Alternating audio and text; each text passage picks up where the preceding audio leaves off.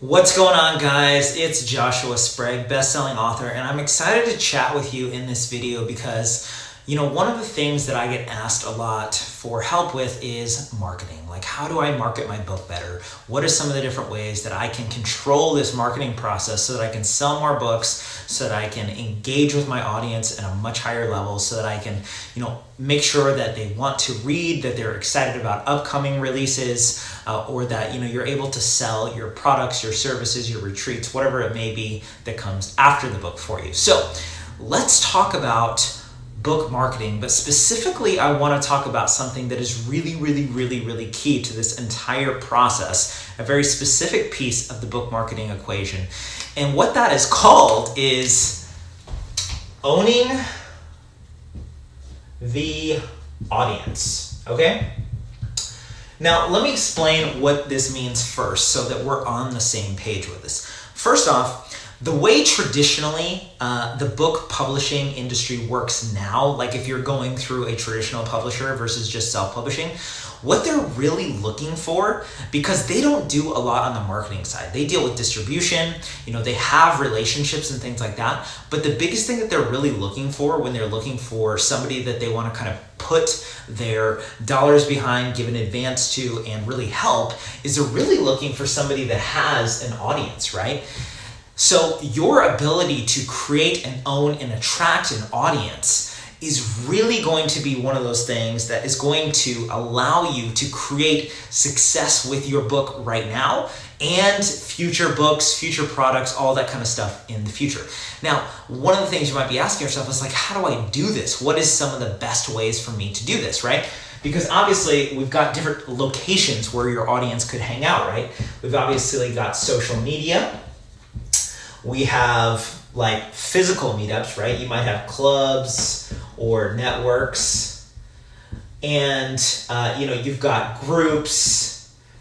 You've got one of my favorites is actually an email list, okay, which we're going to talk about. But you've got all these different places where an audience can hang out. Now, for the sake of you being in complete control, I want to focus on one that is completely yours. See, with social media, which is amazing, you can be an Instagram influencer, you can be a Facebook influencer, you can have people that like and follow you over there, but the truth is like Facebook or Instagram or YouTube or whoever, they can just decide to ban you like that for whatever reason, and then all of a sudden, this is no longer in control for you. You don't own a club or a network unless you start one, right? But even then, you're limited in how big it can grow. If you have a physical group in your town or in your city, the problem is you can only grow that to so big because there's only so many people in your city. Same thing with groups, right? This is why having an email list is one of those things that will serve you over and over and over and over again down the road. Because number one, it's completely scalable, okay? This is one of the advantages. It's totally scalable. My marker is dying, but it's scalable, okay? And what do I mean by that is, look, you can write a message, right? And that can go out to 100, 200, 1,000,000 people just with that one email. It's very scalable. You're not doing any more extra work. Whereas if you had like a physical club, physical network, you got to make sure all these members get registered and you're having contact with them and you're talking to them face to face, all these kind of things. So it's scalable. The second thing that is very advantageous and I love the most about email is that you own it, okay? Just straight up, you own it. You own the contacts. So if you're watching this right now, it's because you're on my email list. Now, you might have come here through social media, right, where I was advertising, or you might have followed me through Instagram or one of the other just different social media avenues that I promote myself or share content out there, and then I attracted you to me. But here's the deal. I don't own these things. Instagram could shut me down for whatever reason. But the email list I do, right? So now that I have your email, now I can have a conversation with you. Now, of course, you can unsubscribe, which is your right. And I want you to unsubscribe if this is not for you.